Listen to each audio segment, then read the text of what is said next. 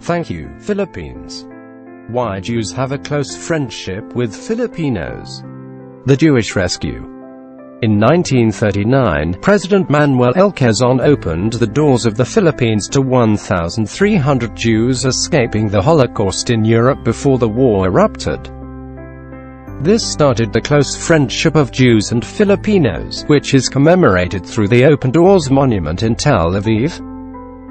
In 2013, a documentary entitled Rescue in the Philippines shared the untold story of this Jewish rescue in Manila.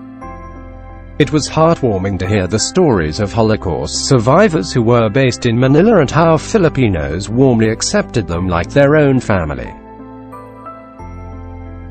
Charity repaid. In November 2013, Danny Pins, who is the son of a Holocaust survivor in Manila, Margot Casel Pins, joined the American Jewish Joint Distribution Committee to be the first ones on the ground in Tacloban and help the Typhoon Haiyan victims. He wrote a beautiful story in the Wall Street Journal entitled A Christmas Story of Philippine Charity Repaid. I was crying by the time I finished reading the article. In 2014, the Israelis also showed the support for our own kababayan Rose Fostanes to win the reality singing competition X Factor Israel. Thank you, Philippines. This 2015, this close Jewish-Filipino friendship is the inspiration behind the Embassy of Israel's Thank You, Philippines campaign. It started with the launch of the commemorative Philippine-Israel stamp featuring the Open Doors Monument. On February 26 at 7 p.m., Rose Fostanes is leading the Thank You, Philippines Jazz Fest at the Music Museum to celebrate the historical friendship between Israel and the Philippines. This year's Jazz Festival coincides with the commemoration of the 70th year of the end of World War II, as well as the liberation of Manila. It will highlight the Philippines' role in the rescue of 1,300 Jewish people from the Holocaust. Rescue in the Philippines opening from 3 Roads Communications on Vimeo. Rescue in the Philippines is a 1-hour documentary of the previously untold story of how the 5 Frieda brothers, Cincinnati businessmen making 2 for a nickel cigars in pre-World War II Manila, together with Manuel Quezon, the charismatic first president of the Philippines, Paul McNutt, U.S. High Commissioner and former governor of Indiana, preparing for his own presidential campaign, and an ambitious army colonel named Dwight Eisenhower, helped 1,200 Jews escape the Nazis and immigrate to the Philippines. An Open Door, Jewish Rescue in the Philippines. An Open Door is a feature-length documentary on the uplifting story of how a small Asian nation was able to save over 1,300 Jews as they fled the pogroms of Nazi Germany. It is written, produced and directed by award-winning filmmaker Noel Emison and co-produced by author Sharon Del Mendo. This is the 3rd film in his World War II trilogy Forgotten Stories. This unique film will explore the rare confluence of the Pacific and European theaters. It juxtaposes momentous events in history such as the passage of the Nuremberg Laws on September 15, 1935, and, exactly 2 months later, the inauguration of the Philippines as a Commonwealth of the United States. One door closes and another opens. An Open Door is the story of a deep and improbable international friendship born of common adversity and intense love for freedom. Together, Filipinos and Jews struggled, endured and ultimately prevailed against overwhelming odds. Noel Emison is an independent filmmaker based in the Washington, D.C. area. He was born in Manila in the first year of the Philippine independence after World War II and is now an American citizen. Accounts of Holocaust survivors in Manila.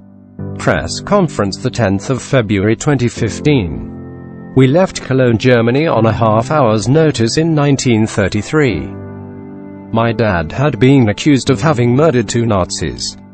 We went to Madrid where my father represented Deutz, the same company he had worked for in Germany. In 1936 the Spanish Civil War began and my mother and I went to Germany. My father went to Portugal. 2 weeks after our arrival in Germany, we were told they would arrest my mother to make my father come back. We immediately went to Portugal to meet my dad. In 1937, his company told him that there was a war coming and they were going to send him to the Philippines. We arrived in August and my dad had his office at the Philippine Engineering Company on Calais Round. They were the Deutsche agents. In 1940, my father got his parents out of Germany and brought them to the Philippines. They came via the Trans-Siberian Railway to Vladivostok, and from there they went to Japan and to Manila. They were true Holocaust survivors and must have been some of the last Jews to get out of Germany. I went to the US in 1949 to study and spent 2 years in the US Army. I came to the Philippines several times on business, as the company I worked for supplied pumps to many industrial projects.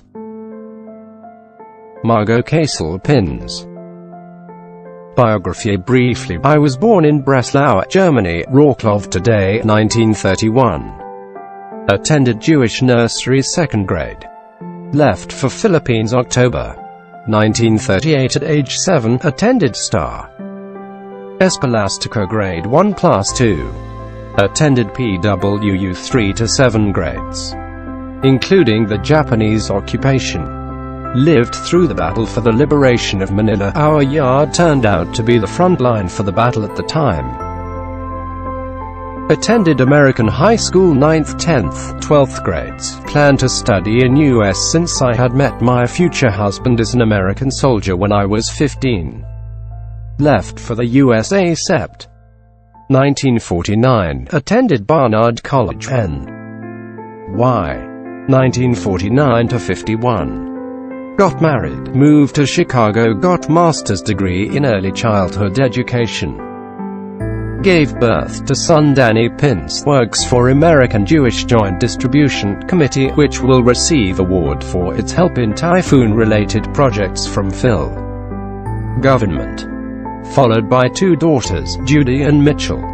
Now have 8 children, 1 great-granddaughter. Immigrated to Israel in 1974, was widowed in 1978. Worked for Israel's for community centers till 1991, created early childhood services in community centers around the country, daycare, toddler care and family daycare. Helped create a post-BA program in early childhood at the Hebrew University with an interdisciplinary approach. Pioneered the idea of professional training for work with children 0 to 3 years of age as essential. Today they grant a master's degree. Went to Uganda to help women set up group care programs for babies and young children to free up women power to work. 1991, follow-up visit in a year. 1994 went to Rwanda, set up training program for staff in working with child trauma victims of the genocide between Hutus and Tutsis. 1995-1996 return visits to help staff train more staff. 1996 to 1998 headed and managed the congregation called Mevik Searching for the Way, a moderately oriented religious congregation in Jerusalem. 2001 remarried and now a Kestenbaum. Open Doors Monument in Tel Aviv. The Philippines held out a promise of a safe haven from Nazi oppression, offering survival from the mass murder of the Jewish people in Europe.